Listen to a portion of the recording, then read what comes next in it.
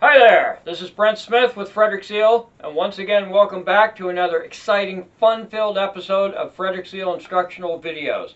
This time it's going to be how to properly install an elastomeric or rubber boiler manhole or manway gasket or handhole gasket.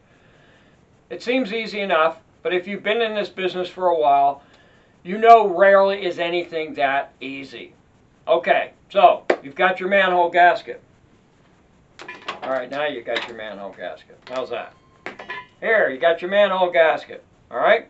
The first thing is how do you measure the thing? How you measure a manhole gasket or a handhole gasket, same thing. ID width, ID length, center line that is.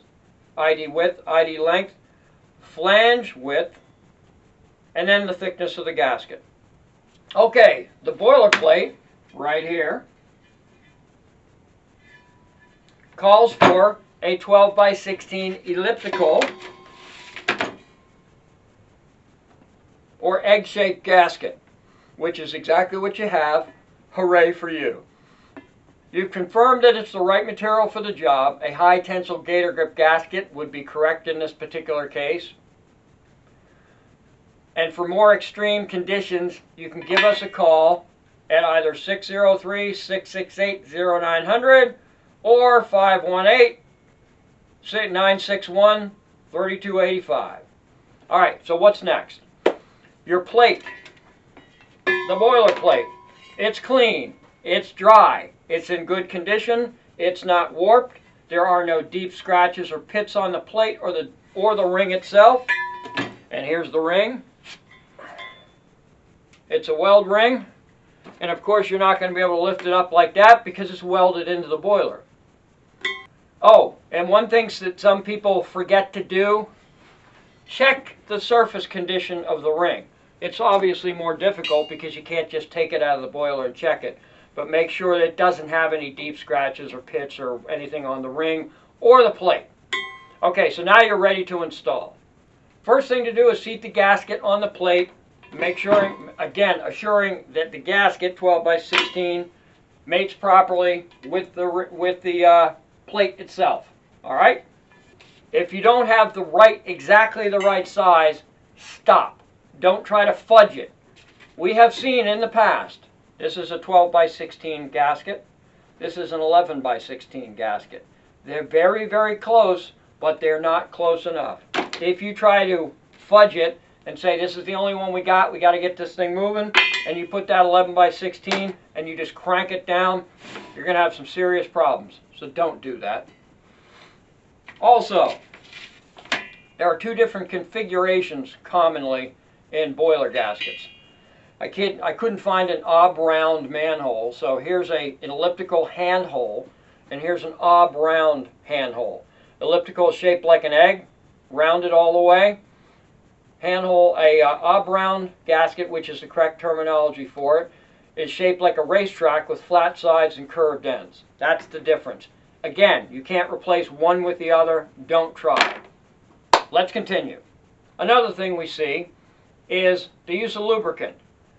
Do not, I repeat, do not use any lubricant on the plate or the gasket.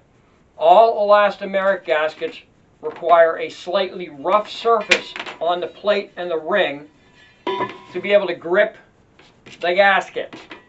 Lubricants disrupt this grip or friction and cause the gasket to slide rather than be gripped between the ring and the plate. It's like trying to pick up something with greasy hands. The friction between your fingers and the object allows you to grip it properly. Remove that friction by adding lubricant and it just slips right out. Our Gator grip gaskets are designed to go on dry, come off clean, and they leave no residue. Okay, back to it. You've got the gasket on the plate. Next thing is to feed the gasketed plate through the opening, through the ring, pull it back, and keeping it parallel with the ring until it's seated properly.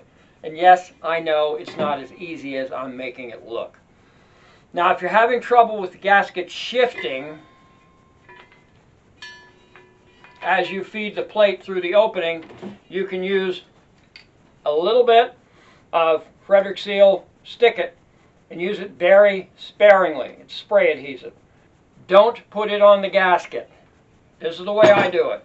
I place a small amount of stick-it on each corner of the plate, and again, I use it extremely sparingly. And yes, I know there aren't actually any corners on the plate, but you get the idea. Make sure you give the stick-it a minute to kind of tack up so it's not slippery, so the gasket adheres to it. Okay, now you're done. Well, not quite. That was the easy part, relatively speaking. Now it's time to tighten the gasketed plate against the ring.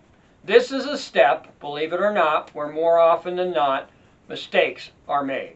And the number one mistake is initial over-tightening of the gasket. And this is also always the big question. Just how much do you tighten the nuts?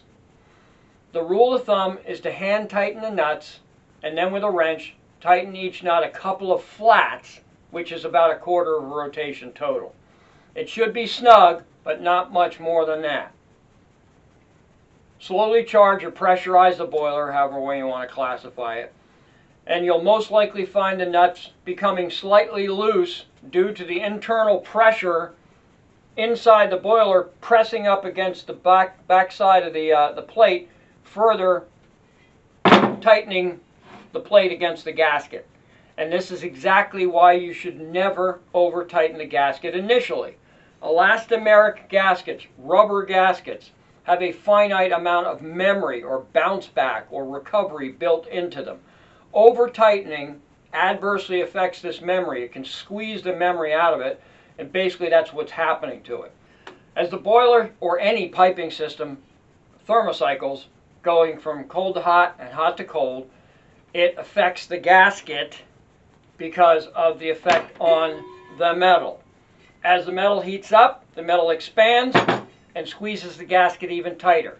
As it cools off, the metal contracts back, pulling away from the gasket, and at this point, the gasket is expected to recover, bounce back, or have enough memory, filling the void caused by the contracting metal, preventing any paths of leakage. But as I said, the initial over-tightening may have already squeezed some of the memory out of it, so it can't bounce back as much, and eventually can't bounce back at all. And that's why you rarely see leakage during the heating cycle, because the gasket's being further compressed. It's the cooling cycle. As the metal starts to contract back, the gasket forgets where it's supposed to be because you've squeezed the memory out of it. And as the gasket continues the cycle of compression and relaxation, it eventually hardens, and this is called a compression set. And at that point, more tightening isn't going to help, because it's basically you've converted the rubber into like a plastic. You got to consider the physics, what's happening, not just the what is happening, but the why it is happening in between those flanges or the boiler plate and the ring. Then you have a better understanding of this is why you have to do things a certain way, because this is the way the gasket's going to react, because that's the physics of it. Allow the gasket to do what it's made to do, compress and expand at its own rate, in its own comfort zone, for want of a better term. And that's all I've got. Thanks for watching. We'll see you next time. Have a great day.